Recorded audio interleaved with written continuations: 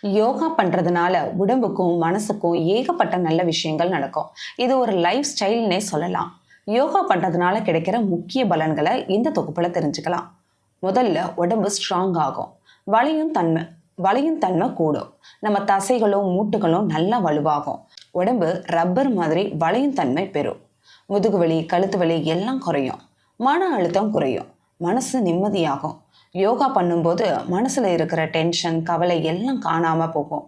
மனசு ரொம்ப அமைதியா ரிலாக்ஸா இருக்கும். தூக்கம் நல்லா வரும். ரத்த ஓட்டம் சீராகும். எதிர்ப்பு சக்தி கூடும். உடம்புல ரத்த ஓட்டம் சீரா இருக்கிறதுனால இதயம் ஆரோக்கியமா இருக்கும். சளி, காய்ச்சல்னு எந்த நோயும் சீக்கிரமா தாக்காது. ஏன்னா நோய் எதிர்ப்பு சக்தி அதிகமாகும். கவனம் கூடும். நினைவாற்றல் மேம்படும். படிக்கும் போதும் வேலை பார்க்கும் போதும் கவனம் சிதறாம இருக்கும். ஒரு விஷயத்த ஞாபகம் வச்சுக்கிற சக்தி அதிகமாகும். எடை குறையும். செரிமானம் சீராகும். தேவையற்ற கொழுப்புகள் கரைந்து உடல் எடை சீராகும். சாப்பிட்டது எல்லாம் செரிமானம் ஆகும். மூச்சு பயிற்சி அதாவது பிராணயாமம் செய்யறதுனால நுரையீரலோட செயல்பாடு மேம்படும்.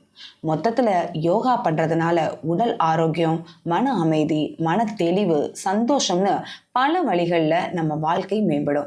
இது ஒரு முழுமையான வாழ்க்கை முறை.